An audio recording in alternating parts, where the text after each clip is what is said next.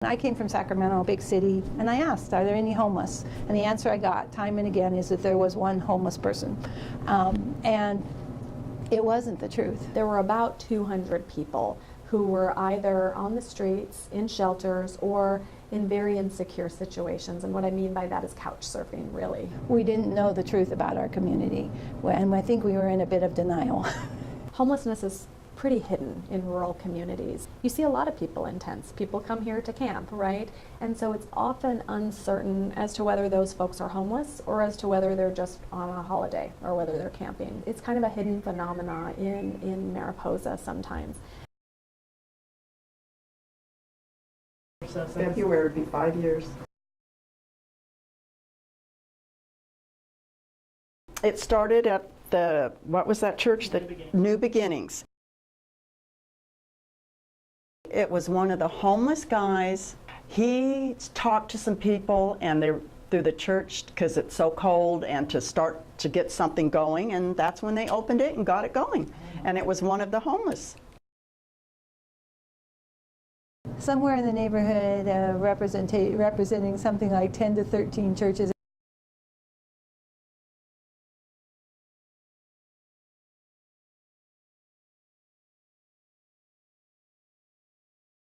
Individuals and churches and organizations and businesses.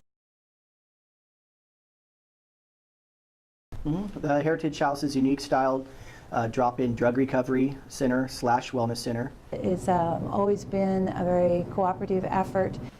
Without places like MOA and Heritage House, and you know, I can't tell you where I'd be today.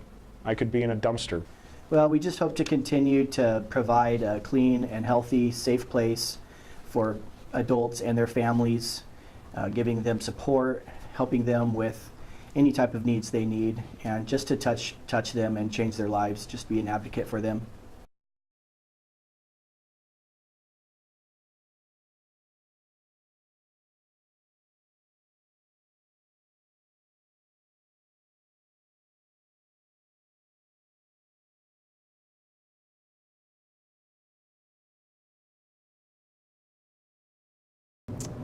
We live in a community that has a housing crisis. We don't have enough affordable housing in Mariposa. And that's not only true for folks who are homeless, but folks who are even working have a difficult time affording housing in Mariposa. So the housing element identified that Mariposa County needs just shy of 1,000 new housing units in the county over the next 5 years. And when I say new housing units, I don't just mean housing for the homeless. What I mean is a spectrum of different housing needs, such as workforce housing. Yosemite National Park attracts a lot of workers through different seasons, and they often can't find housing. Folks from other communities want to come here and want to get jobs here, but they can't find housing, so they end up not. From an economic development perspective, there's been businesses that have looked at Mariposa and decided they just couldn't set up shop here because there were no houses to house their workforce. And so really a broad spectrum of housing. What the Human Services Department is really interested in is working on how do we develop housing for folks who are homeless and for folks who are what I call living on the edge. There's a lot of people in Mariposa. In fact, the studies have shown it's about 40% of people in Mariposa who are living on the edge, maybe a paycheck away or a crisis away from not being able to afford to be in their own home. That's the population that we're really focusing on. Winter is often a time that people's utility bills just go through the roof, and sometimes that they have to choose between food, between utilities, between rent, and sometimes food is more important. A lot of studies have been done around evictions, for instance, and how evictions just lead to a ripple effect in people's lives around legal issues and around fines and fees and all of those things that they have to pull back together in their lives to get back into housing. And so really homeless prevention is about identifying people before they get into crisis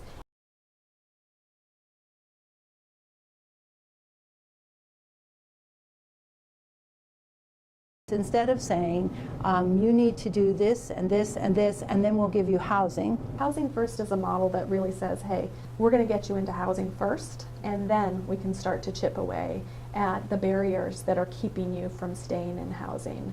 And then they're in a position to work on other things they have, whether it's addiction or financial problems or mental health issues.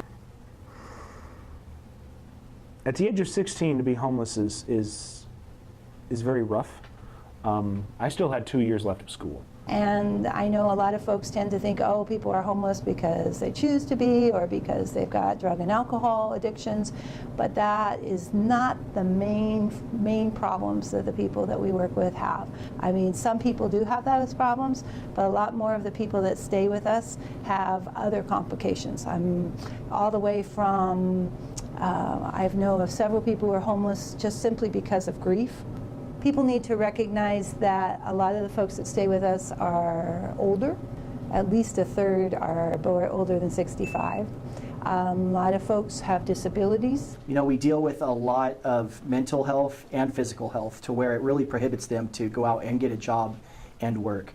So unfortunately, a lot of these participants are in a big way stuck in their situation. When I first started this, I thought, oh, it was a simple problem that, you get folks with some work and they get some money and they can get housing and then they're off and running. But it's a lot more complicated. There's no one easy answer. For every person, they have a different story, they have a different reason for being homeless. Homelessness is far more than a statistic. I just never dreamed when I started this whole thing how important it was to have someplace to be. To know that tonight you have a meal, tonight you have a place to stay, makes the world of difference. You can spend your intellect and your inner psychic energy, you can tackle things if you know that. If you're working to survive, if you're trying to figure out, well, how do I get myself in shelter tonight? How do I find a place to be? I couch surf. I'd go to friends' houses and spend the night or 2 nights or a week or whatever I could muster without, pushing the envelope or, feeling like I'm overstaying my welcome. When you're living on the streets, you're actually doing everything you can and using every ounce of energy you can just to survive. That getting clean and sober, that being able to find a job, those are almost impossible tasks to someone who's living on the streets. Without these programs, do you know how you would? No, I don't. Without MOA and Heritage House and Assembly of God, the food stamps only go so long. How do I find some food to eat? It takes a lot of energy, and it's really discouraging. If you don't have mental health issues that cause you to be homeless, you will have at least depression once you are homeless, because it is so hard and so discouraging. It's shameful and it sucks, and getting a job is difficult in the real world. I don't have any job history at all for 3 years. I haven't worked in 3 years, which really makes me sad. And just call and call and call and bug and call and bug and call. And I might get a job, and it might last longer than 6 months. You see, there's a lot of mights there. Do you, without job experience, if you do get hired for even a part-time job, would it be likely that you could afford housing? No.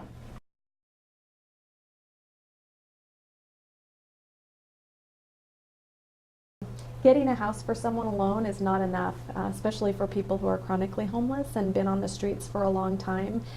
There's a lot of other things they need in their lives, a lot of other services we need to wrap around them so that they can live successfully and stably in their own home. And some of that might be just finding income. For others it might be getting clean and sober. But folks really don't have a chance of doing that successfully when living on the streets. So Housing First kind of flips that on its head. It's not, let's give all the homeless a house so they can quit complaining. It's, let's weed out the ones that want a house and the ones that need a house. The ones that want to get their life started. The ones that want to get a job. The ones that want to find a relationship. The ones that, that are 24 years old going on 25 and just want to get out of this stupid rut they've been in since they were 16. So some communities have really wrapped themselves around the housing first model, and they've found some really good successes in terms of getting people off the streets and into housing. Communities that don't use that model find that even though they can get people into housing, that person may fall out of housing pretty quickly because they're just not ready for housing. And so the evidence is showing that housing first is really the way to go. That's what the research shows, and in fact, the federal government has pretty much stopped funding what's called emergency shelters. You know, the classic shelter idea. They're more putting their money towards supportive housing and housing first. We can't continue to act like we don't need more housing. We need more housing. If we're going to house the people who have lived here their whole lives, if we're going to house the people that we're employing, we just need more housing. There's no ifs, ands, or buts about that. And if we want to deny it and not handle it, I think we're going to have serious problems. If you have a place, you've got some hope.